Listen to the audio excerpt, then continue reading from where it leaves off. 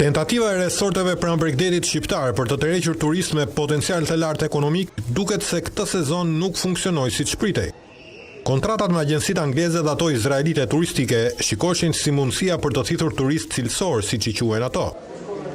Kemi dhe disa tregje të reja të cilët nuk i kemi pasur më përpara, siç është tregu izraelit, të gjithë ata që merren me turizëm, domethënë i duan të kenë klient sepse janë klient potencial të cilët harxojnë për hotele. Por zhvillimet dhe konfliktet armatosura mes Izraelit dhe Hamasit dhe së fundmi edhe me Iranin